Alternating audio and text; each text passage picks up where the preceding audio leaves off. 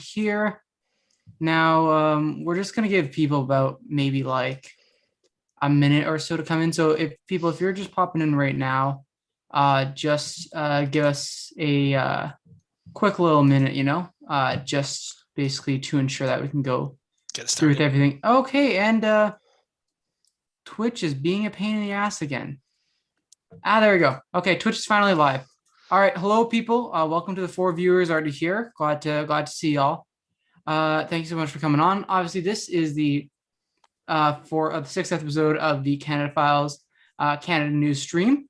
So we got a few interesting topics to discuss today. Obviously, apologies for the basically missing both streams last week. It was a brutal week. I had I was just as Friday, I had a 3 hour exam, and then I had to go finish an assignment the same day, put out an article and class. So just to give you an idea of like the kind of stuff I've had to deal with, and also y'all probably noticed it's been a big transition in the content of the Canada Files.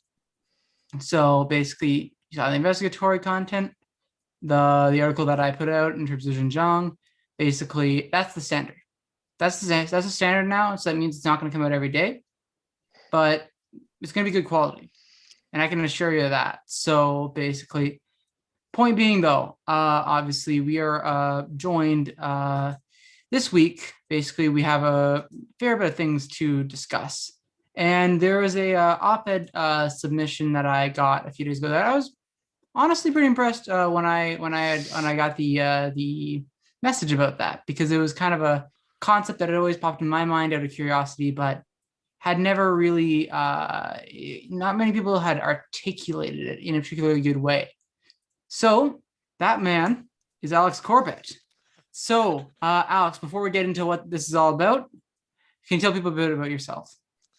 Uh, yeah, hi, Alex. A bit about me. It's interesting, I'll say about this topic. It's one that I come to a little bit reluctantly because I'm not like a like a gun guy. Like I hold a license, but I don't shoot that often. But I think I was fortunate enough to be in a position of being involved in a lot of left-wing organizing, left-wing groups here in the city of Toronto, and also to have this perspective of being in possession of one of these licenses and being able to see some of the new regulations through that lens. But about me, yes, I'm a local activist, sometimes writer, graduate of political science from York, and I live here in Toronto. Pardon me? Yeah, I live in Toronto here. Oh, okay, Yeah, okay. Sorry, I thought you said yeah, something to do you. I got confused. yeah. Anyways, no worries there. All right. So, Mm. Alex, why don't you tell people what the op-ed you sent pitch you sent to me was all about? Right. So, we're starting this discussion here, and it's become customary, and I think it's a good thing to start political conversations in progressive spaces with land acknowledgement. And so, oftentimes, you'll hear this when you go to a talk or go to these things, and I think often we lose the thread. I feel like often it's people checking a box.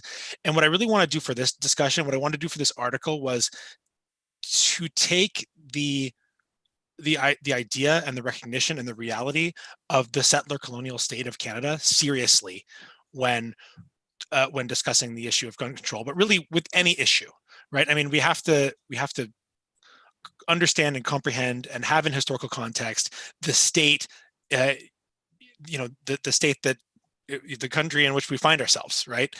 And so that's what I wanted to do with this piece. And I think I'm not sure that that's where everyone's necessarily at.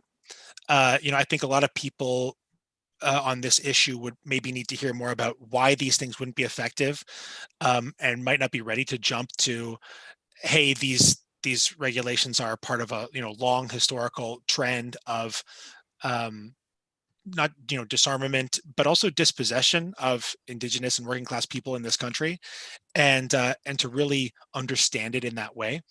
But anyway, that's what the article attempts to do in a couple Yeah, thousand for words. sure. And I Yeah. will say Yeah. that I really did enjoy reading that through. That was probably one of the ones I've enjoyed, like, because the thing is with the Canada Files as a whole, right? Mhm. Is kind of transitioning mostly away from op-ed style pieces. But Right. I'll say this basically is that your piece kind of met the standard that I was looking Yeah. for there. And yeah, no, I think basically it's an issue where I was a bit weak on myself too, where like I understood. I've always kind of like once I've kind of I came to the kind of when I came to socialism, right? I came to that kind of perspective. Basically, I always knew the idea of under no pretext, right? The Right. core Right. idea of basically the working class should be armed, and it Yeah. should have the capability to basically protect itself. That's right. But yeah, there's definitely like I'll say this. One of the things I think it's probably a good idea for people that haven't read the article, right?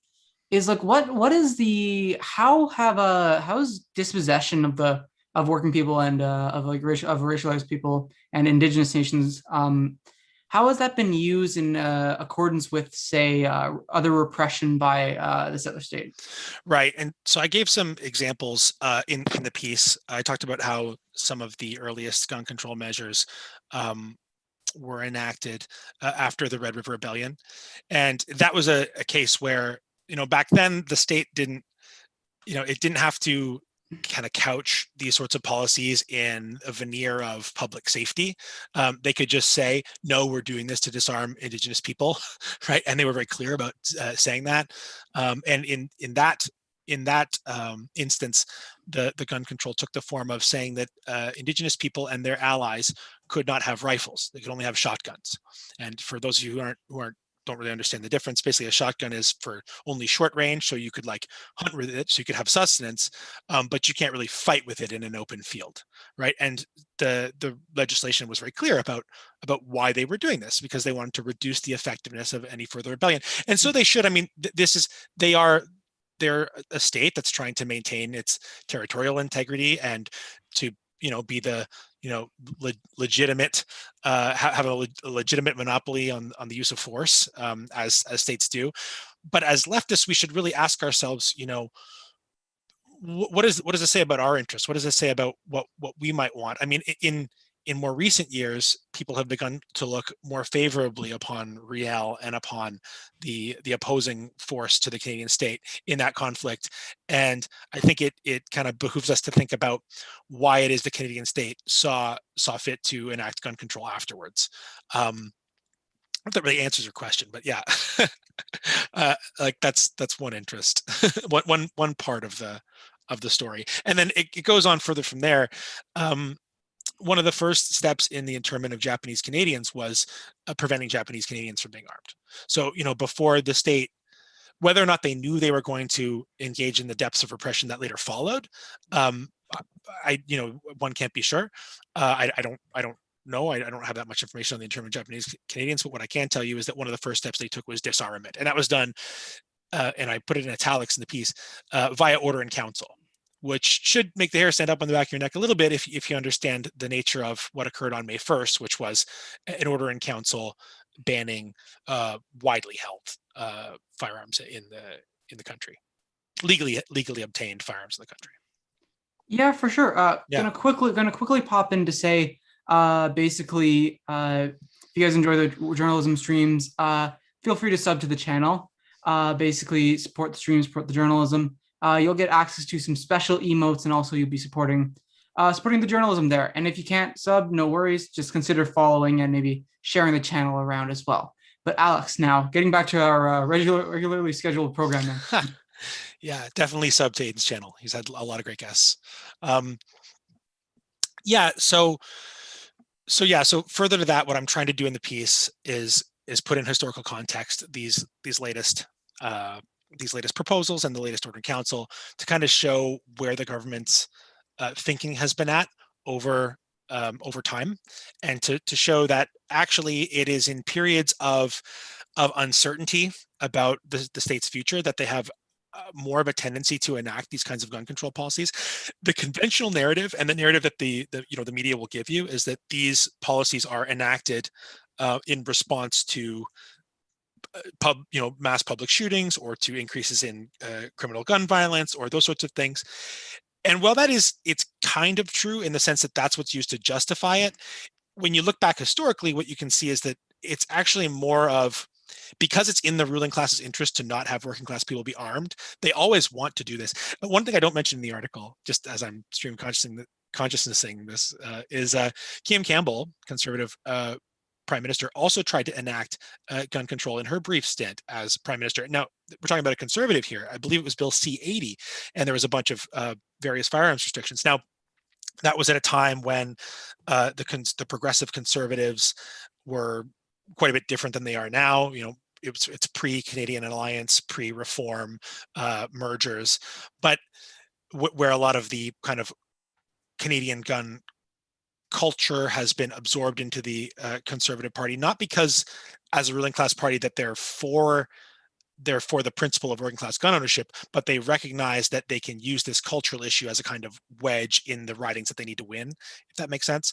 But the Kim Campbell example is a sort of proof of the fact that these ruling class parties, be they conservative or liberal, all ultimately work for interests that favor the disarmament of working class Canada. And that should be, I think, should be well understood by us on the left, that there's no party that is actually, for this, for that principle of allowing people to defend themselves and be armed. So Yeah, it's definitely it's definitely in terms of like the mainstream parties, at least it's definitely one of a huge problem. And I mean, it's definitely one of those, like, to me, where, like, and this is something of the future, but I'm more and more kind of seeing the NDP as, like, how do I put it this way? They're not like controlled opposition, but like they're very borderline there, because at the end of the day, right, they're gonna uphold. I guess the better way to put it than just using the flash term is just they're gonna uphold like capitalism, and they're gonna uphold like the settler colonial state. At the end of the day, I guess is the best way to put it, right? Because like you look at what happened. Let's look at what happened in British Columbia with the Wet'suwet'en as the best example of this, right? Right. You can have all the flowery rhetoric you want, but at the end of the day, the party really just kind of, I mean, especially on the provincial level, it's really liberal light. Yes. But basically, like federally as well too. Don't get me started on what happened recently in foreign policy with them. I already did an article. I already did a stream of that, and I'll be talking a whole lot about that next. Stuff, and for those who haven't seen it, should check it out for sure. Yeah. But I'll say, the NDP on this issue they are in a tough spot, because they are, unlike the Liberals and Conservatives, their constituencies span urban and rural ridings. So I have one paragraph in the piece about this, but we could expand on it. I say in the piece, it's not an easy sell for Charlie Angus or Nikki Ashton or a lot of these other rural NDP members of Parliament to support something like a Bill C-21 or the May 1st Order in Council. One, because it gives the Conservatives in their riding, that in those ridings, usually it's really about them defeating a Conservative. So like it'll be like, NDP number 1, Conservative number 2, often a close number 2. And it makes the NDP look like liberals if they support it, because, well, they're supporting liberal policy. It's not that they're just looked that way. It's that they're supporting it. Now, when you talk to urban NDP supporters like this, and I say this just anecdotally, but this is a conversation I do try to spark up. They don't see why they wouldn't support this liberal policy, right? Like there's not a lot of recognition of the fact that the Liberals are really outmaneuvering them on this. The Liberals need to mainly appeal to urban Canadians who are fed a steady diet of CP Pulse 24 gun violence headlines, and have really been thought to have a lot of fear on this issue, not a lot of real understanding about what it would take to get a firearms license, the existing regulations, how good they are, how few deaths there are in Canada. Not to say that all deaths of all sorts are tragedies. Gun violence deaths are very serious, but the reality of Canada is that we just don't have all that many, because a lot of the existing firearms regulations do work pretty well, which is part of why the numbers there are so low. But I'll say, the NDPers are like, this is a no-brainer issue. We should definitely be supporting the Liberals on this. And I gotta say, I would imagine that a lot of rural NDP MPs and rural and hopeful NDP, MPs in a rural context are probably pretty upset with with the kind of lack of clarity from the central party. And this isn't me speaking as I'm not a member of any political party currently, but I'll just say it's unfortunate to see them, the NDP, get outmaneuvered on this issue like over and over and over again. But Yeah, for that's what it sure. is. Yeah. I totally understand. Yeah. A special thanks to Tea Time Trading, who has just subscribed at tier one. Very much appreciative of that. And so just always remember, you can easily access the emotes. So basically, as always, and so there's a couple there for you to use. And as the channel grows, more and more emotes will be available. Okay, let me check here. Okay, Tea Time Trading is saying, I'm hearing about the disarmament workers as basically workers. Okay, I am hearing about the disarmament of workers as a class, indigenous nations to prevent revolt. As Alex Yeah. was saying, the flip side is I'm super uncomfortable with right-wing gun nuts. Is that Yeah. RWNJ having guns? I know the Socialist Rifle Association is kicking off. I don't want to kill people and weapons make me uncomfortable. Have a lot of mixed idea. Oh, etc. etc. Oh, okay, okay. Yeah. Yeah, I mean, I like, I think appreciate that. Alex, I assume the whole idea, right, is not everyone, like even on the left, would needs to have a gun, right? No, God, no. And I say as much in the piece, I say that it's more important that you join a socialist organization, get involved in mutual aid, campaign for all sorts of issues that are much more pressing. And frankly, the issue of gun violence too is one that is right now being presented by the liberals as quite a basically it's a scare tactic. It's a fear tactic in advance of the next election. There's 55, or I guess there's 40 something days left in the parliamentary cycle. So they know there's no way they're going to be able to pass Bill C-21. But what it does is it does give a chance for them to use some of the rhetoric around Bill C-21, like them saying stuff that's absurd and untrue, that they're going to get assault rifles off the street, which it needs to be mentioned. Anything that could be reasonably called an assault rifle, which has no legal definition in Canadian law, but anything that could reasonably called that has been banned since the 1970s in Canada. So when they say this, they know that they're just using words that are scary, that people don't really understand, that sound certainly scary. It's certainly scary to me. I mean, I know what an assault rifle is, and I don't, I would be scared if they were on the streets, but they're not. But it gives a chance to liberals to say those sorts of things and to frankly scare people into voting for them. And as again, I say as much in the piece. But to take your point, how do I tea time trading? Yeah, so I'm uncomfortable with right wingers having guns too. That is a serious problem that we have to deal with as a country. I mean, I'm living in a city where 26,000 people voted for Faith Goldie for mayor, right? Like we have a problem here, and I'm living near a young street where we're having anti-mask protests, back and forth. I don't want right wingers to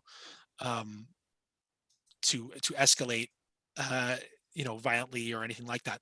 The issue, though, with the way liberal gun control policies have been implemented and are being proposed is that there's such a lack of clarity that a lot of apolitical gun owners, that they might be liberal, NDP, whatever, or perhaps just straight up apolitical. They're just a hunter or some rural person that maybe they don't vote and don't really care. These policies, particularly the May 1st Order in Council, turned many of them into de facto criminals overnight. They might have had commonly possessed rifles used for hunting, like an old M14 or something that got caught up in the ban. And so what do? They go on to social media. They go on to various pro-gun forums online, and they end up getting inundated with right-wing, anti-communist, misogynist propaganda. And this is a serious problem for us on the left. So what I want to make clear is that I think in the minds of more liberally minded people, when it comes to gun control, they think, well, it's all a whole bunch of rural right wingers who have a bunch of guns, and I don't really like them anyway. I don't really like them having them, so I just want the government to come and take them. Well, it doesn't quite happen that way. It actually has what appears to have a pretty substantial radicalizing effect, but in a rightward direction for existing gun owners. It's a pretty serious problem. And then I'll also say on this idea of having, the government come to take them, in our settler colonial society, the police exist to oppress indigenous people of color and working class people. That's what they're there to do. If you look at prison populations, it's something like 27-30% or so of prisoners are indigenous across the country. If you look in some of the Western provinces, those numbers are higher. 60-70% of people in prisons are indigenous. So anytime the police get new powers, in this case powers of disarmament, those powers are not applied equally. It's perfectly, I mean, in the mind of like an urban liberal, they think, oh, we're going to pass these gun control measures, and all those scary right wingers are going to have to deal with. No, sorry, that there's no historical precedent for that. What typically happens is that these laws are applied to the exact people who you might prefer they not be applied against. And so I'll just say that's kind of how I would view that. But I appreciate the sincerity. Like, yeah, nobody likes violence or any of that sort of stuff, and I'm certainly not advocating that. So your point is well taken. Tea time trading. All right. For sure. Yeah. So basically, it's quite. Let me just try to pull up your article because I want to basically make sure I don't want to miss this. I want to ask basically, I guess your own. Let's kind of ask something that we haven't really dug into. How exactly did you kind of become like a gun owner yourself? Oh, just like pretty boring story. We had firearm in the house, and nobody had a license for it because we got it when my grandfather passed away.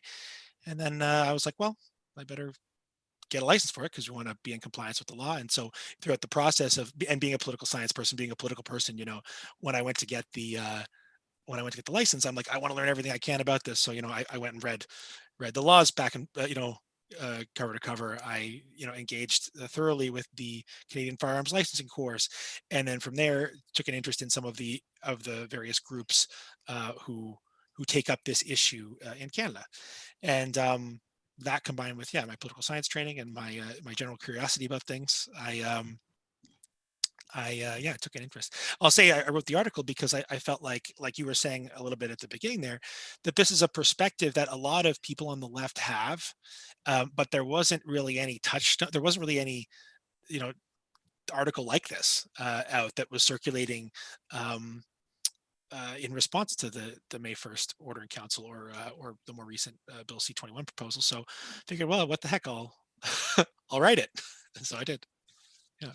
Yeah, for sure. It's something that's honestly quite the important one, really. Because yeah, there's just a really like kind of a poor there is quite a poor understanding of the issue, quite frankly, Yeah. and it's quite problematic.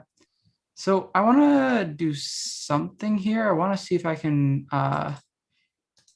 There's a certain graphic now. I want to see if I can pull this up so people can see it. Okay, let me go to share screen. Give us a second, y'all, because then I can hopefully show a very useful graphic. Okay, does everyone see the screen right now? Oh, yes. Okay, terrific. Let me just pull something out of the way. And okay, there we go. Great. Okay, so let's take a look at this.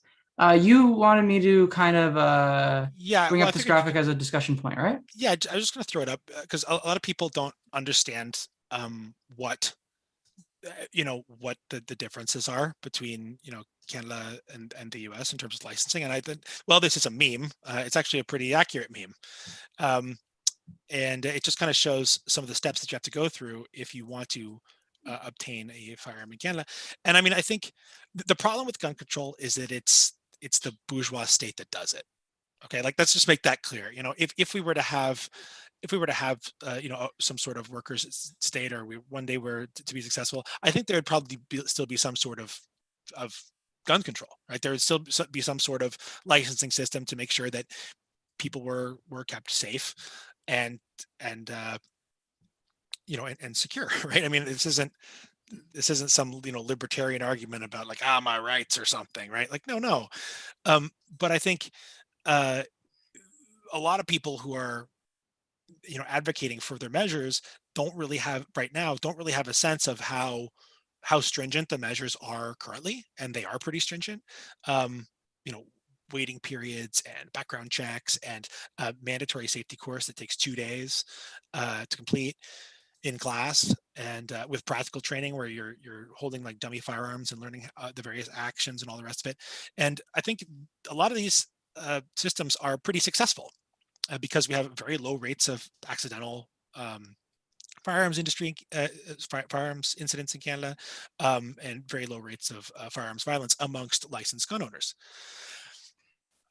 which is good. Part of the challenge is just that in the media and from liberal politicians, what we hear a lot of conflation with criminal activity or mass shooting activity with legal gun owners, and this causes a lot of confusion. And there's quite a lot of misinformation. A lot of it is very tacit and very sneaky. So what'll happen is, and I say as much in the piece, you know, something horrible will happen. So someone will go and shoot someone, and usually criminal, goes and shoots someone, and then the government will stand and say, "This is why we need more regulation on licensed gun owners." But if you look at the numbers, the licensed gun owners make up a tiny fraction of the already small number of gun homicides in this country. We have a myriad of other problems. There's a pandemic, there's an opioid crisis, there's a housing crisis, homelessness disaster in Canada's major cities. But none of those issues can be manipulated the way that this one can towards the purposes of fear-based voting for the Liberals. None of those issues can do what this issue can do for them politically. And that's an important thing that I think needs to be understood, is that the reason they're focusing on this, and the reason they're like the other day, they're like, "Oh no, we're not doing pharmacare, right? Like we're not doing." But why would they do this and not pharmacare? Well, this one benefits them politically, right? In the short term, it's very popular.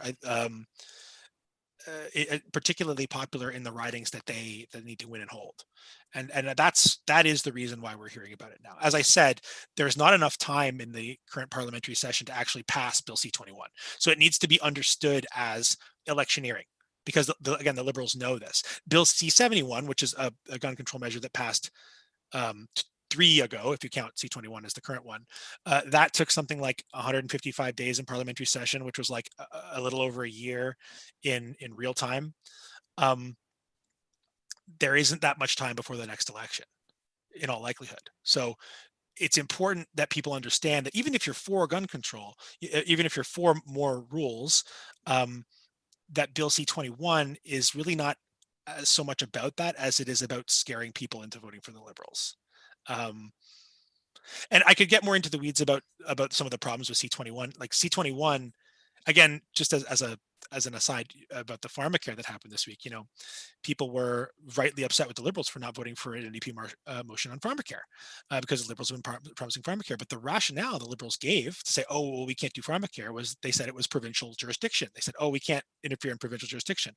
Well, if you look at Bill C-21, the handgun ban bill, they're essentially saying, "Oh, well, we don't really want to have responsibility for deciding what towns or cities ban handguns, so we're just going to download that. We're just going to download that to the provinces and municipalities." So in the one instance, they're like, "Oh, we can't do this because jurisdiction is really important." But on the other hand, jurisdiction, we don't really care. Whatever sounds good, right? And it's kind of clear what they're doing here. It's they're playing politics with an important issue. So anyway. Yeah, for sure. Yeah. It's definitely one of those things basically to look through.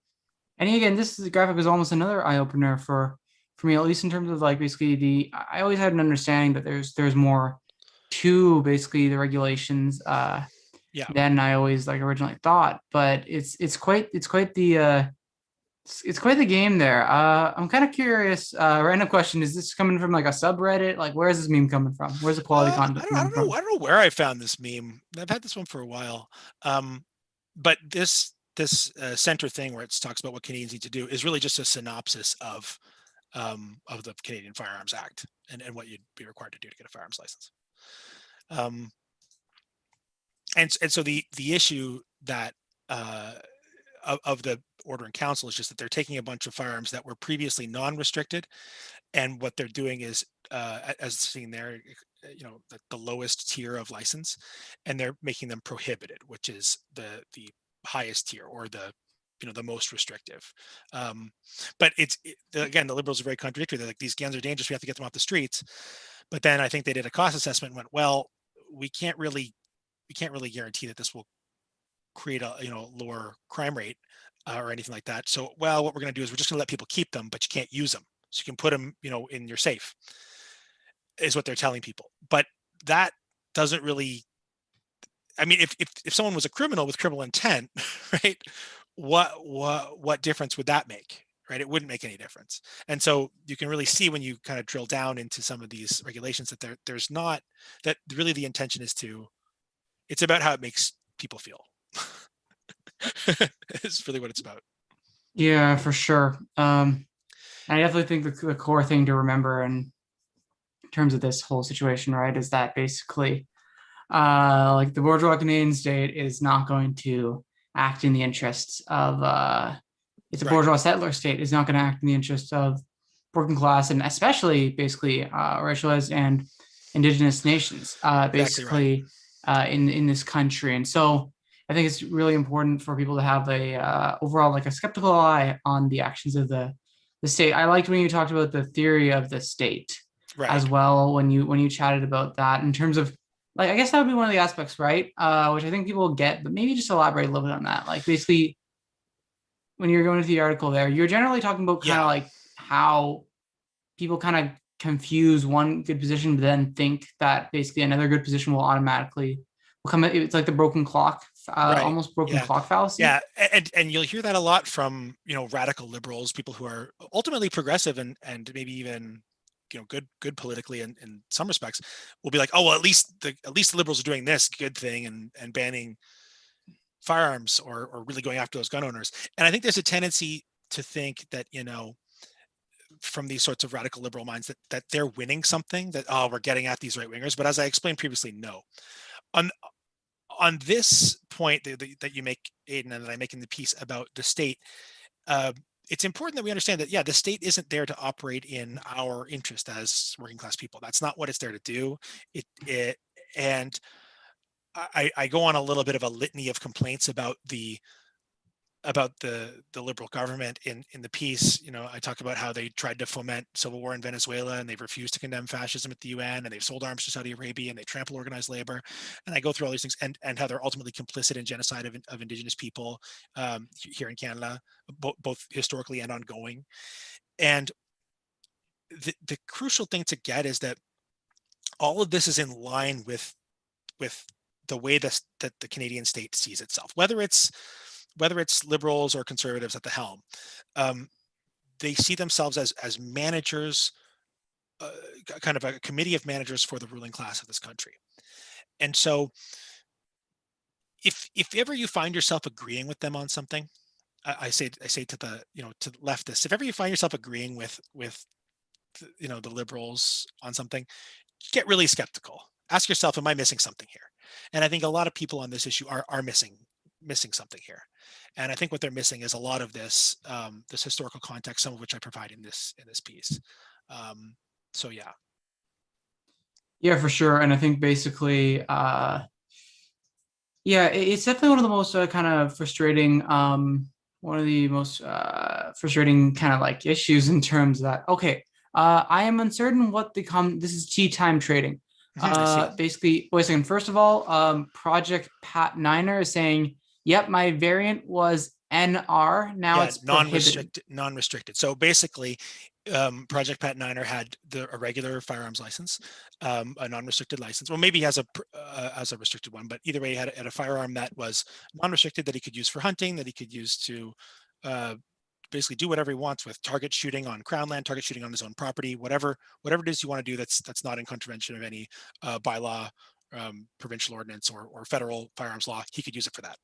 Then what happened was, this firearm that was the least restricted class went to the most restricted class. So it jumped over restricted, which is kind of the middle tier between non-restricted, between not yeah. So there's non-restricted, which is the least, restricted, which is like middle, which is like pistols and other firearms that the government deems that ought to be restricted, and then there's prohibited, which is the most has the most restrictions on it. And then essentially, he got screwed. He got screwed because he purchased this thing lawfully with a firearms license, all the rest of it, and now they're saying, okay, now you can never use it again. And it's funny, the government says these firearms have no place on our streets or no place in the hands of Canadians, but they even in their own order in council said, well, but you can use them to keep hunting until we figure out what to do with them. In other words, they even admitted in their own order in council that they know. And sorry, that was an exception only for Indigenous people. I think in an attempt to divide the firearms community, but they admitted, oh well, your people are using these for hunting, but they're not suitable for that. But people are using them for that, and you can continue because we just dropped this on you on a random day in May, and so that's interesting. That's an interesting thing. I was going to say on Tea Time's trading question about being uncertain what the counter move is. The counter move is politics. The counter move is speaking to gun owners and trying our best to de-right wingify them. And I say as much in the article, talk about whether it's Socialist Rifle Association or Armed Equality or other groups that have modeled this south of the border. Yeah, it's really just about having this conversation. You're seeing a lot of these groups where people will say things. A lot of these right wingers will say like, "Oh, it's Trudeau's a communist who wants to take your guns," and we could do a lot. We could do well for ourselves by saying, "Hey, actually, communists, socialists, we actually don't want that. We don't think that's what will improve your life, and we don't think that's what will improve our society. We believe in addressing determinant." In the determinant factors of violent crime, which is poverty alleviation, making sure everybody has a home, making sure that people can first get a safe drug supply and then hopefully get off whatever drugs they're on, and decriminalizing those sorts of things to reduce the harm that's caused by the state. So that's what we want. When it comes to these sorts of disarmament policies, these are not socialist policies, so far as I can identify what a socialist policy is. Yeah, for sure. It's definitely a problem. It's definitely a problem there because yeah, it really is a case where and I think basically there's obviously efforts on like I would assume like the Communist Party, and I would assume basically like insurgent like leftist movements in this country that are genuinely serious about being like socialist, basically are kind of slowly starting to make those efforts. There's a Canadian Socialist Rifle Association that just came There up, is, right? yeah, there is. They've got a Discord. Not too much has happened there. I shared my article in there over the last couple of days. Got some positive feedback. I mean, these are really nascent efforts, right? I mean, the right is ahead of us, and that's a problem. So, you know, but ultimately, yeah, there's a Canadian Socialist Rifle Association, and I mean, if people are interested in that sort of thing, they can join the Discord. I'm not I don't know if there's any memberships or anything like that for them yet, but I am in that Discord and I've talked to a lot of people. So Yeah, for sure. That's very good. I think I'm definitely along with a lot of the org and a lot of these things, basically, it is probably good to like build up a left-wing gun culture at the end of the absolutely, day, right? Basically, because yet again, you don't always have to basically be the biggest person who loves gun. Like, I mean, even for me, like for example, like I'm not the kind of person that would rush to get a gun. Like yeah, no, I would trust myself with it, but yeah. do I really want to rush and get it? Probably not. I And mean, I'm not saying that. so Yeah, I'm not saying that everyone. I'm not saying that that's the most important thing. In fact, I explicitly say in the article that it's not. But there's a difference between recognizing that that's not the most important thing and that it's probably pretty far down the list, and then advocating or permitting the state to disarm working class people. Right? Like we can definitely say I don't think it's important for everyone else to go and like run and get a gun, and I don't think that that's good praxis right now. But that's a far cry from saying, well, please, settler colonial state pass more laws and put more people in prison for violating, firearms regulations that you just made up, right? Like I definitely don't want the latter. I definitely don't want more more of that and more of the harm that does. So, and I think that us on the left should not want that. So, Yeah, it really is the case, and I mean, basically, it's definitely like it's just it really is just like a huge. You hear a lot of dishonest stuff, a lot of dishonest like argumentation. People will be like, well, do you really think that the left is gonna arm itself and take over the government? Nobody's talking about that. Nobody is suggesting that that's going to happen. But also in events where that has happened, it's only happened because the state has how we've gotten to a point with our propaganda and with our ideological dissemination where the state has um, fractured, and working class people have to have a way of disarming them, or of sorry, not of disarming, but of protect themselves in such a context. It's not about revolution tomorrow or anything like that. It's the fact that right-wing groups are already armed at present in Canada. That's real. So having firearms for defense is not the worst idea. But beyond that, ideologically speaking, we shouldn't be acquiescing to the settler colonial states demands that working class people hand over their firearms, like, period.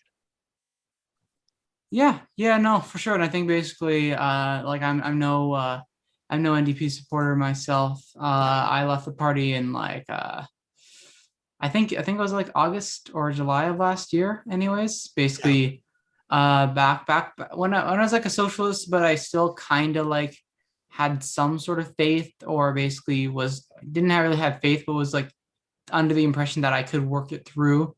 But yeah, no, it's definitely one of those things where I even though I will just hope that basically they get their stuff together, because even if I don't really like look at myself like desperately want the NDP to win, I at least do want a left wing gun culture to be built up. And so if that has to be like without the party, then really so be it. But yeah, like thank you so much. Thank you so much for coming on. Yeah, a pleasure. I really do appreciate it. Like where can people keep an eye on your work and all that? Well, I think just on Twitter. I think you linked my Twitter there in the article. So yeah, I check that Twitter from time to time. If you want to get a hold of me, that's probably the best way. All right, neat, for sure. All right, thanks so much for coming on, Alex. Now we are going to be joined by yet another guest. While we just wait for him to quickly come on audio wise. Have a good night, Aiden. See you. Aiden, hi. How's it going? Hey, how are you doing? Great. Nice to meet you. Thank you for having me on the stream. Yeah, no worries. Glad to chat with you again. I think the last time we chatted was the Desmond Cole event in person. The Desmond Cole event, like first year. Man, that was a long time ago. I was quite a different journalist back then. So yeah, it was a different time, right? And you've launched something yourself in that time, so that's really something to say. Yeah, no, for sure. But before you get into it, can you like just introduce? Can you actually just you now? I suppose basically you can't really introduce yourself before you introduce the project. So can you introduce people to the new project that you're a part of? Yeah, so I'm a freelance journalist based in the GTA. Like I went to Ryerson's journalism school for a couple of years, and I met somebody while I was doing an unpaid internship at CBC News, named Shannon Karanko, who has a lot of history reporting on the far right in Montreal. She was here in Toronto, and she said, "Hey, I'm moving to Toronto." She moved to Toronto last October, and she said, there's not really like a big, great alternative media publication for Toronto about Toronto. And that's not to say like we don't have a ton of media. We do have a ton of media in Toronto. And we do have alternative publications, but we don't have like alternative, independent, left publications that are about the city and for the city, right? So we just basically wanted to make it ourselves. Like Ricochet Media, I'm sure a lot of people on the stream are fans of. They're out in Montreal, and they have this sort of like collaborative model that they launched as well, I think around 2012 or 2013 in the aftermath of the Quebec student movement. But honestly, a lot of this has been percolating for a long time. Being at Ryerson and being surrounded by a lot of people my age who are interested in journalism, almost everybody was positive about the idea that we have to create our own media. Now, what that means is obviously like different to different people. Something like the Canada Files is doing something very different from what Passage is doing, which is very different from what the Sprawl in Calgary is doing, different than Ricochet and different than the Hoser. So our project is called the Hoser. It's going to be like a punchy, independent, left-wing news first, but also opinion and commentary, arts and culture-based publication. And yeah, we want to have sort of like a collaborative relationship with all of our contributors. Fair pay is all over our bylaws. Like we have internal penalties for late pay, which is a really big problem for a lot of people who are trying to enter freelance journalism, especially young people. You know, you just kind of keep your head down and put up with the abuse. And we're trying to change that culture here in Toronto too. So there's two really big prongs to it. You know, there's we deserve this kind of journalism in Toronto, and the communities here deserve community-driven participatory journalism. And there's the other side of it for media workers, which is just that people like me and people around our age, and for the next however many years this industry is going to be standing, hopefully forever, we don't want to be involved in jobs that are continuing this cycle of abuse and bad editorial standards also, frankly, when it comes to politics. But I'll leave it there for now. Yeah, for sure. Now, basically, you've kind of talked a little bit about yourself, but can you introduce yourself maybe just a little bit more? Like where can people like keep an eye? Like, are you on Twitter? You on Facebook? Like, what's the deal with you? Yeah, so I started out in the activist press. I started out writing for Socialist Worker, which is a lot bigger in the UK. If you have any UK people on the stream, it's pretty well known there, but it's not as well known here. So I was there for a couple of years, from like 2017 to 2018. Then I went to Ryerson, and while I was there, I was working for the campus press there, and I also did an internship, like I mentioned, at CBC News. I had a lot of freelance relationships too, also with rankandfile.ca, which you guys are probably familiar with. Honestly, probably the best freelance relationship, and like no surprise, because it's all labor news. So they pay you fairly and they pay you quickly because they know what workers' rights are about. But yeah, I started out in the alternative press. I also did like lots of photography on Facebook and Instagram that was just kind of like chronicling the social movements around Toronto from 2016 to, I want to say, like 2019, even 2020. Like I was at the rallies that were trying to prevent a war with Iran that were in front of the US Embassy on University Avenue right before the pandemic. Like that was 6 weeks before the pandemic. So I guess basically the past 5 years too, outside of writing, I've been photographing just casually and as much as I can a lot of the social movements that happen in Toronto, basically just as a response to my own ambient understanding that they're not very well covered, they're not chronicled regularly. And I also feel like as a person who lives in the city, like I don't see myself as a journalist removed from the people, or like that kind of weird traditional sentiment around the press. Like when I see people that have a fair wages rally or an anti-homelessness rally, I'm a member of the city as well. And I feel like it's good for people to be able to see themselves in the struggles of the city in a way that doesn't make you feel like you're separate from it. And not just for journalists, like literally everybody in the city, there's so much stuff happening. And it's really hard for everybody to be aware of it. Over the past 5 years, I can't tell you how many times people have been like, okay, well, Kevin covers this stuff, or he knows about this stuff. Like, I'm going to send him a message to see what's going on. Once in a while, old friends would send me messages and be like, there's so much stuff going on. I had no idea, you know? And it's not because they don't want to know. It's because there isn't really a channel for you to be able to find out what all of the grassroots stuff is happening in the city. So that's part of the whole we want to plug as well. And it's all born of my personal experiences, like coming out of the alternative press and already knowing what my politics are, and knowing that those politics are like front and center to good reporting work. Like when you remove the sort of learned, lived experience stuff, which is not a phrase that I love, but it's accurate. If you experience a lot of like political struggle through your life, and then you enter a professional setting where you're removing all of that, you're just going to do worse work. So we're really front and center about that too, with our collaborators in our mandate, with the editors that we're going to collaborate with, photographers, graphic artists, whatever. Like we don't want people to pretend that they're blank slates. We want people to come to us because they're knowledgeable about the life experiences that they've had. That makes good writing. That makes good reporters. So yeah, it's a little bit about my background and the motivations. Yeah, for sure. So we got a question. I think I sent it to you into the chat, which is like I guess they're asking like what's like how many contributors are kind of connected to Hoser right now, and what I guess there's two questions. So I guess the first one I'll ask, right, is what are like you mentioned some of the areas of social movements, but like what particular like areas kind of like I guess of social movements and of the city itself, like do you think are most urgently in need of coverage? Right now, I would say that the evictions scandal is not being covered very well by our mainstream media.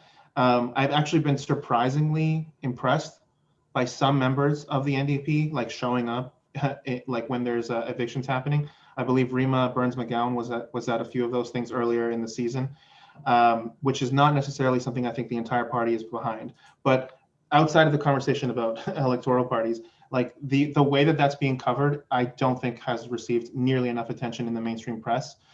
Anything to do with homelessness, safe consumption sites, like all these types of things, I feel like our mainstream press in the city kind of has a soft relationship with John Tory and the Tory administration, such that it seems like responsible and effective government in the wake of the Ford administration. Very similar to the dynamic that we see in the United States, where after the chaotic Trump administration, the Biden liberals are being treated with kid gloves.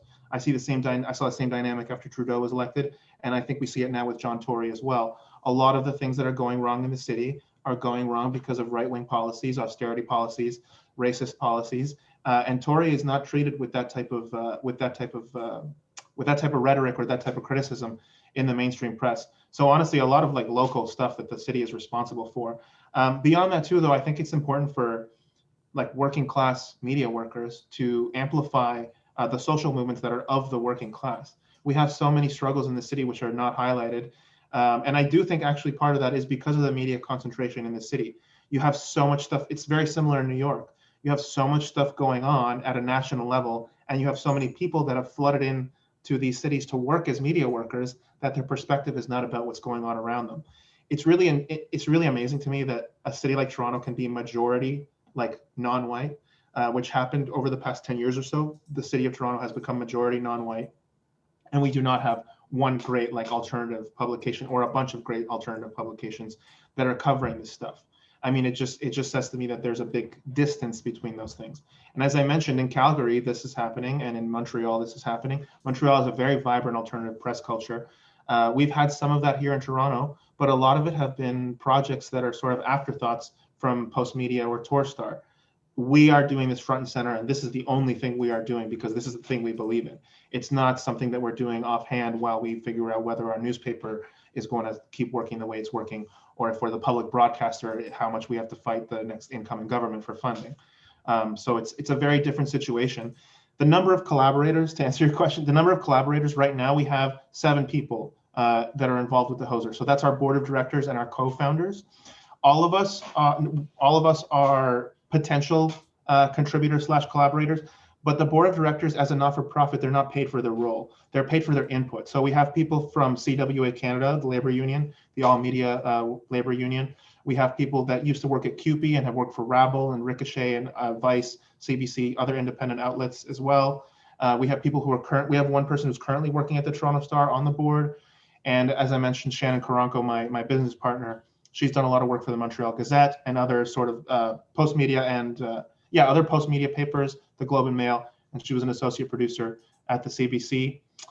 Basically, everybody who's involved in our board of directors in one way or another has been a journalist or is involved in communications in an academic setting, or is like very strongly involved with labor, obviously with CWA Canada, which is connected to media.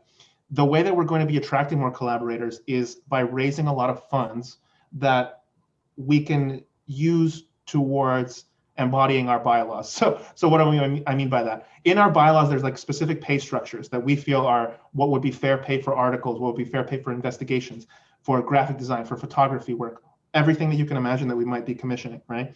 What we want to do is have a big chunk of money at the beginning that we can go out and tell people that might have been my classmates or that we might have met at CBC, that Shannon knows from Montreal, and all the other ways that we've met people networking, like writing and reporting on social movements and the far right over the past 5 years.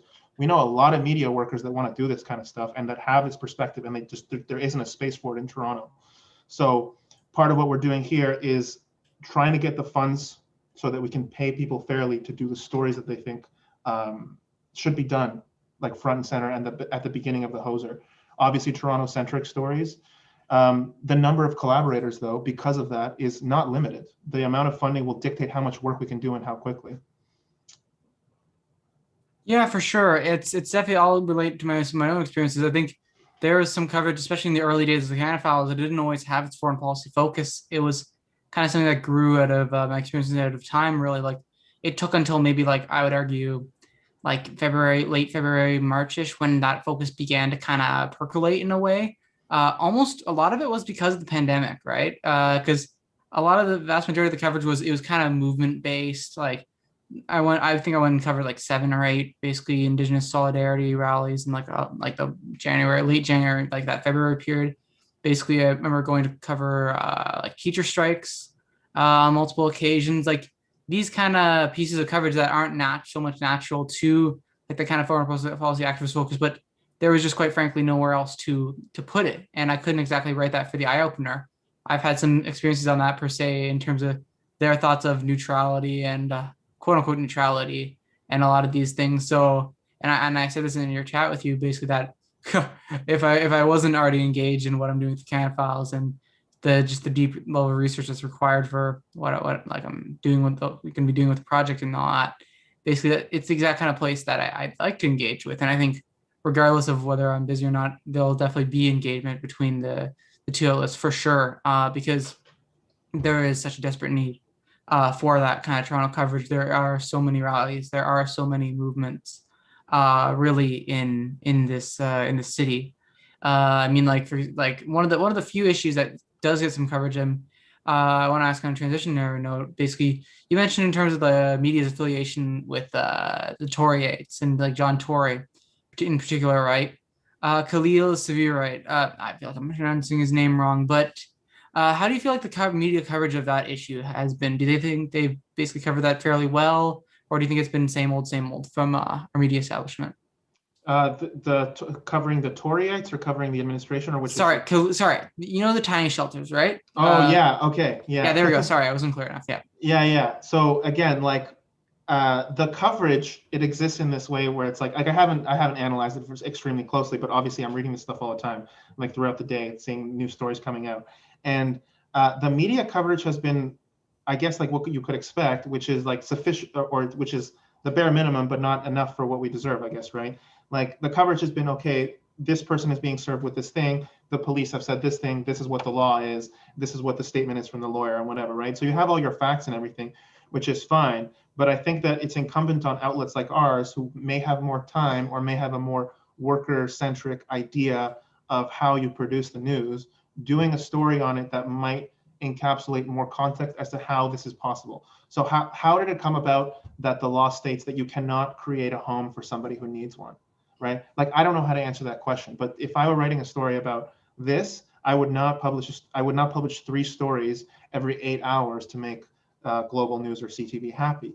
I would say, okay, here's a few $100s to a freelancer, or myself pitch and be like, hey, can I have a few $100s to do this, to answer this question? How is it possible that a municipality in this country has the authority to turn this person into essentially like a public nuisance, when what they're actually doing is incredibly socially beneficial and frankly is usurping some of the power that that the city should be that should be a responsibility of the city, right? Like I know a lot of your viewers are very political and will be familiar with the concept of dual power. I'm not a theoretician and I can't totally like explain it, but you can see how when ordinary working people take control of a situation and try to create a solution, you see this a lot with mutual aid, you try to create a solution. If the state sees that there is a way that they can clamp down on that, they will do it. And it's not enough, even if the Tory administration is sophisticated about PR and communications, understanding that this is a big PR loss. This is political capital that they are expending, and they are losing popularity among the people of Toronto, doing this thing to this person who is, for most people, a very popular and positive example of a working class person doing something during the pandemic to help people less fortunate than themselves. So all of those things are not present in the daily reporting. Some of that is ideological from obviously superiors, editors, and the structural forces in the press. Sorry, some of it is ideological and personal. So like a person doesn't want you doing this, your superior doesn't want you doing this, so you're not going to do that. Your superior doesn't want you at Global News or at Torstar to spend 5 days on one story. So it's not the reporter's fault that they can't put all that context in there. They may or may not be aware of it, but it's absolutely not part of their job. The second part of it is that it's structural, right? It's not just that their superiors want them to churn stuff out this quickly. If you're churning stuff out this quickly, you can't do a better job, right? So those two things are both things that we could dodge at the Hoser with a small chunk of money and commissioning a reporter to put all of that into a longer journalism piece, which actually explains how we got to this point where a municipality could do something so cruel so obviously. Yeah, for sure. And one of the questions I'm curious about as well is in terms of like say City Hall and I'd say Queens Park to a maybe a lesser degree. Like what's kind of the thoughts and maybe the plans around coverage of that versus like how are you going to split that up between coverage of that and coverage of social movements? Or do you think maybe there's more room to just intermingle those two kind of aspects? I mean, I think it's both, honestly. So one thing that I would love to see is to have more more City Hall reporting, like more reporting on official spaces, the Police Services Board, or City Hall or Queens Park or whatever, that connects it in a more sort of organic way to the social movements that are going on. Oftentimes, like you don't really hear about grassroots movements until they are in conflict with the city.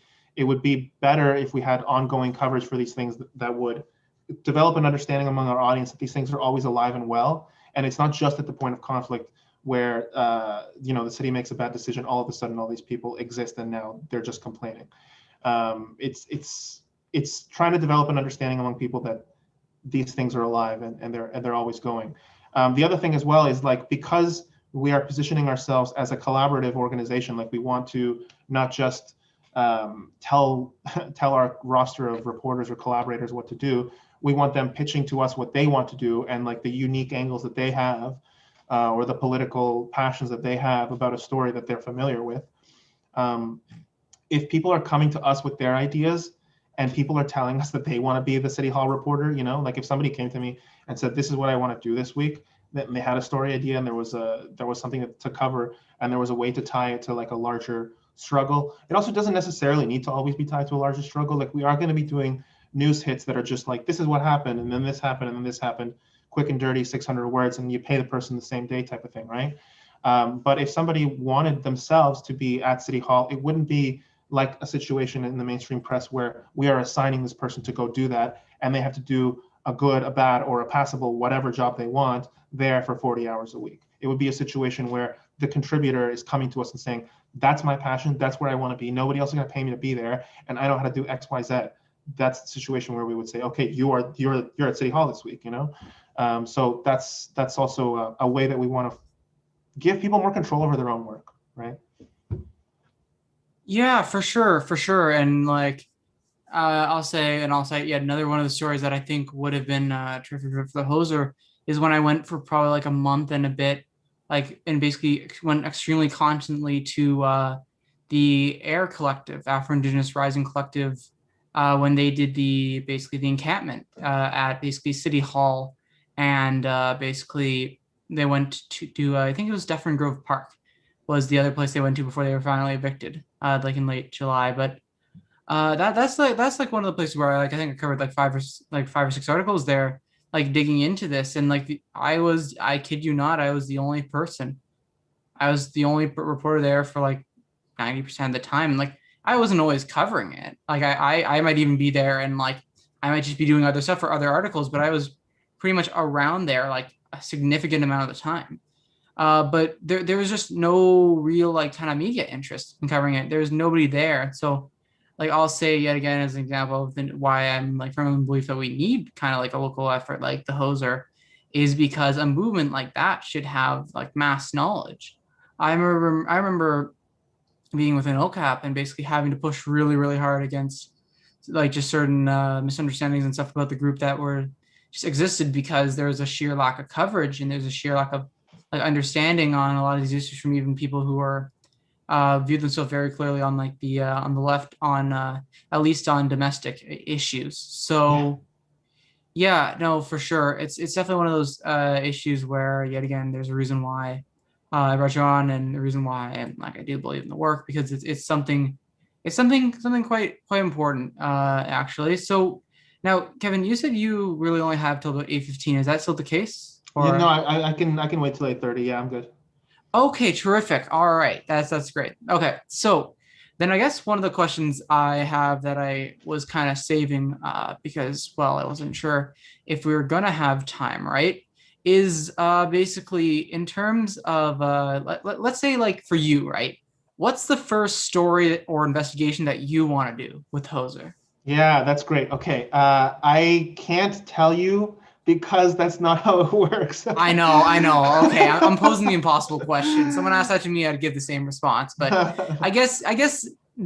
Okay, let me rephrase that because I totally understand that as like a writer and a editor in chief. There, basically, what Yeah, kind of investigation would yeah. you like would be your priority to do personally? There we go. There we go. I mean, you won't spoil any of your stuff now. Yeah, so I would say stuff about labor is always ignored. So like you can always, if you sit down with a friend and you commiserate for half an hour, I guarantee you have a labor investigation that comes out of that anger. But beyond like a general answer like that, I would say, so the Capitol riots, the attack by the right on or what happened in DC on January 6th, that was contextualized really poorly in Canadian media and in sort of like polite spaces and civic institutions here as something that couldn't happen in Canada. Always happens, right? Like whenever something bad happens in the United States, oh well, thank goodness we're not like those yokels south of the 49th. Well, the fact of the matter is, as we know, that there's a lot of presence of far right actors in Toronto, in Canada, in Ontario. Faith Goldie ran for mayor here. She came in, I think, third or fourth. Also in Mississauga, which is a very diverse area. The second place candidate was a man named Kevin Johnson, who is well known for attacking Muslims violently in person and rhetoric and online speech and stuff like that. Has been to court for it. Got 13% of the vote, right? So these problems are things that happen in Canada, and I think that it would have been really great after the media fallout of the Capitol riots for someone to do an investigation as to how the elected officials in Canada are connected to the far right. So lots of different links, right? Like you could look into Parler, you could look into Gab, you could look into closed Facebook groups. It's not like it's a very sophisticated endeavor, but I think that it would be a clarifying endeavor for somebody interested in public service journalism to have basically an investigation and explainer that could say something like, hey, you know how you're really happy with the fact that Toronto is in a city where there's a bunch of racism? Well, here are all of the members of parliament who have done this. Here are all of the members of parliament who have been on Gab. Here are all the people who have appeared on Rebel Media. Put it all together. Here's the reality of the situation. It is not better here, and we can show you how. Yeah, for sure. I guess one of the questions that I wanted to ask as well is in terms of like the relations with university and college campus media. How do you, I guess, and the other people basically generally see that going? Yeah, I think it's really cool. I feel like campus media kind of occupies the same sort of space over the past 5 or 10 years as podcasts. So I'll clarify that a bit. Like the mainstream press doesn't really have a lot of space for young people who are also critical. I think at the same time, right? Like if you're critical, you're gonna rub people the wrong way. You're gonna bump up against people, and your superiors are not gonna think that you're an easy person to work with. And there's so few jobs in the press that the majority of people who have success in it understand that they have to not be that kind of person if they want to do well in the mainstream press.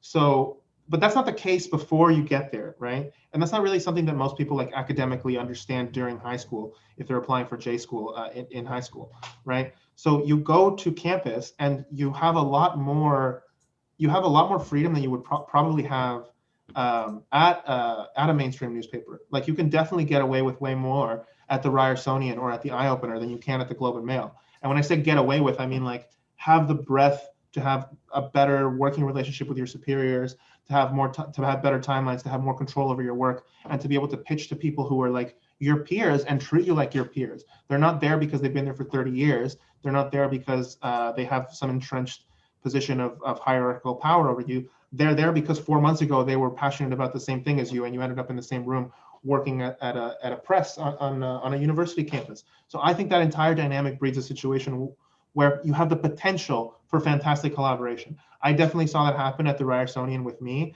I felt like I had a little bit more political savvy than some of the younger folks that were there, and I had a lot less journalistic savvy than them. So we kind of had the situation where we would come together, and I might say some things politically that they weren't super comfortable with as reporters, but they would also sort of walk me through the skills and sophisticated techniques that they would have to try to get a story on campus.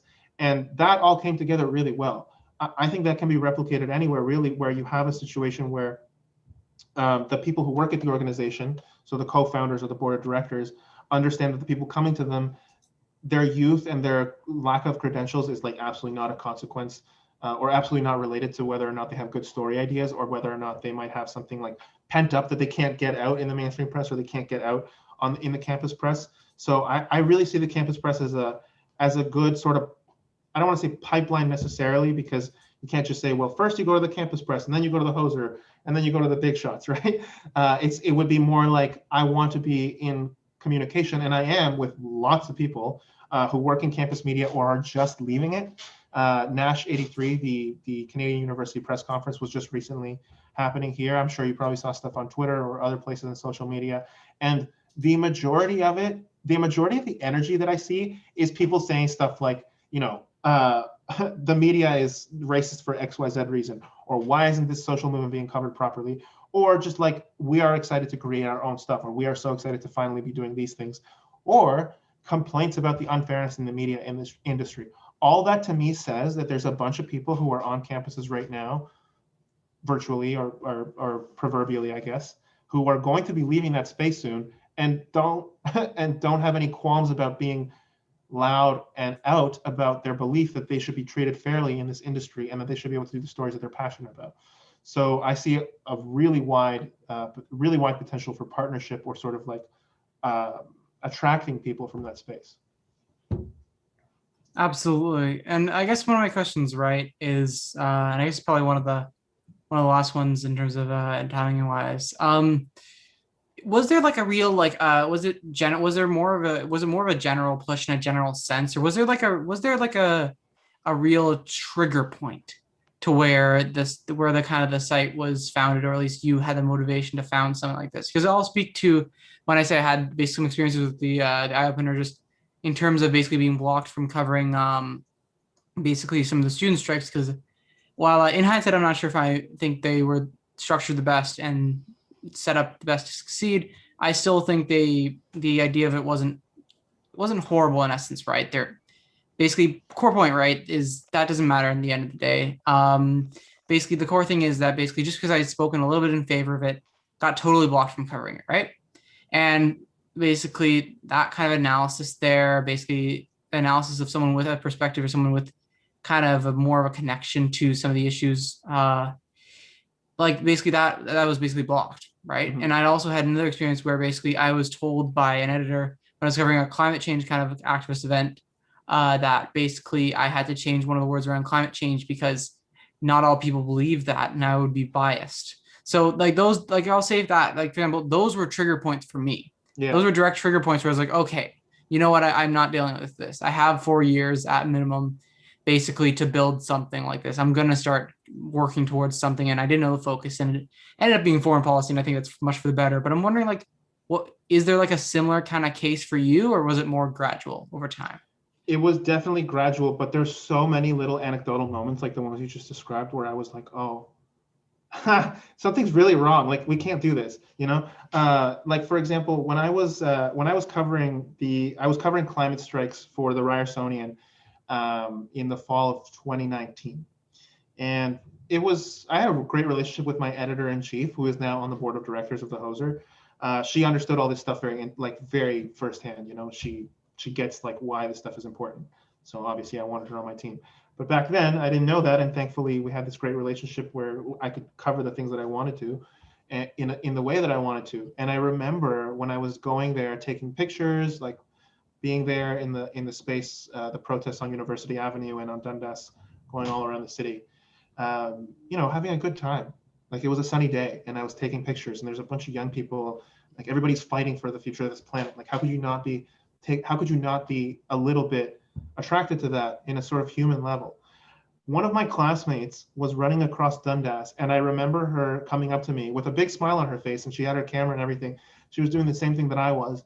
And she was like, oh yeah, wow, this is really something, da da da da. And I had been in so many protests, like I felt like I was at home. And she comes up to me and she's like, oh, but like I gotta be careful because I gotta make sure that I don't walk with like the group.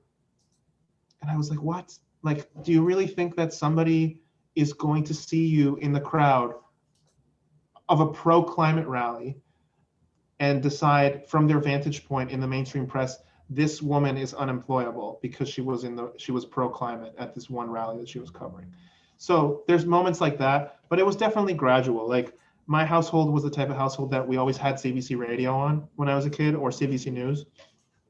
Thankfully, not American networks. So I got a lot of the good and I got a lot of the bad, and I would hear stuff like "axis of evil," right? Hearing a phrase like "axis of evil," like as a 10-year-old boy whose dad is from Iran, like hearing the phrase "axis of evil" over and over and over again, coming out of this Canadian's mouth, David Frum, for those who've forgotten, and George Bush. David Frum was the one who wrote it.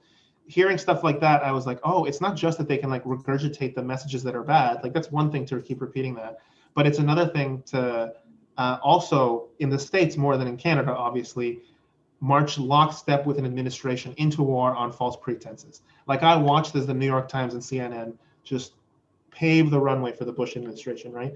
And again, I'm like 10, 11, 12 years old. That was a very foundational moment. And I always, from that point forward, was skeptical. And this is like 2003, 2004, right? From that point forward, I was always, I never thought that the media was like the voice of God or an organ of just factual record. I knew that there was always potential for it to be broken in some way that I didn't understand more intimately. And then 2008 happens, the financial crisis. Then I remember at the time being really into Chris Hedges, and he kept talking about how like the Financial Services Modernization Act was a Democratic policy that was passed by Clinton. That was not part of the coverage at the time of the financial crisis.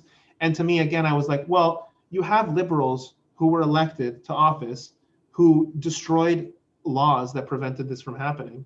Then a Republican administration came in, denied that there was a problem, and now another liberal administration under Obama is coming in to solve the problem.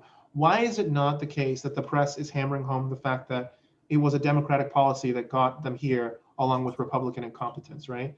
So that Occupy, like the entire situation around Occupy, how friendly the media was to the Obama administration, while they were literally sending in bulldozers to a peaceful movement in the middle of New York City. Just so many rupture points, and then Ferguson, Black Lives Matter, just over and over again, seeing the mistakes and like the hostility of the mainstream press to working people trying to take power into their own hands, really just continued to sour me over and over and over again. And in a way that didn't tell me like, oh, I'm hopeless or there's nothing we can do, but more in that old Marxist sense that I felt that working people should be the ones at the forefront of this, right? Like working people have the solution to this, which is we have to take control of our own work, not be so alienated from it to the point where we hate our superiors and we hate the work that we're producing, and also to the effect that we can do good work for our class, for the working class. The capitalist class has their own press. It's about time that we had ours again. We once did, and we can have it again. All right, I think that's actually a terrific way to leave it off. I just want to give people a reminder, obviously, if people enjoy the stream, people enjoy the journalism that's being done here, the easiest way to support it if you're already on here is to subscribe to the channel. If you haven't followed already, definitely follow the channel as well. You'll get access to special emotes and some other rewards. So like Tea Time Trading, Devin subscribed as well. So he's the second Twitch sub to the channel. Very appreciative of that. Go check out the Can files as well. That's basically the main focus for me. Put out a recent investigation there, basically. But now, since I got that out of the little plug out of the way, Kevin, now, can you just tell people yet again where they can find your work, yourself, and basically your Twitters, et cetera, along with the Hoser? Yeah. So on Twitter, it's just the Hoser Media, HOSER Media. I'm sure if you type it in, it'll come up among the other sort of like ecosystem of Toronto publications. We're on Patreon, so if you want to be a sustaining supporter, you can go on Patreon. We have a $3, $5, and $10 a month tier. And at our $10 a month tier, you can actually also sort of engage with us in like a two-way street feedback type of thing, which we're going to be setting up. And you can also support us on GoFundMe. Again, if you just type in the Hoser on Patreon, or you type in the Hoser on GoFundMe, it comes up right away. The Hoser Independent Media in the GTA. And on the GoFundMe, yeah, you can give us like a one-time donation, which the GoFundMe is going to fund the stuff that we're doing early on. So if that's where you want to put your money, that's great. If you want to do it as a sustaining member on Patreon, that's fantastic too. Obviously, at the very beginning, the stuff is so important. Like the dollars goes so far at the very beginning of a media organization. So any support is very helpful. And honestly, if you just want to propagandize for us folks, like if you share anything that we do, I would be very happy. Even $0, just tell your friends. That would make me happy as well. Yeah, for sure. All right. Kevin, thank you so much for popping on. I always appreciate that, and I appreciate you taking the time to come on here. So just keep up the great work, really, and looking forward to seeing what y'all can do, because I think there's a lot that needs to be covered in the city. And I think we can definitely agree on that. So yeah, Hell yeah. thanks. Thank you so much, Aiden. Take care of yourself, and thank you everyone for joining us. Yeah, thanks everyone. Thanks to the chat, and should be streaming on Wednesday. The foreign policy stream should be happening. Then things should be going back to relative normality per se. Everything was just so chaotic, but it's getting back to some stable situations. So yeah, thanks for watching, everyone.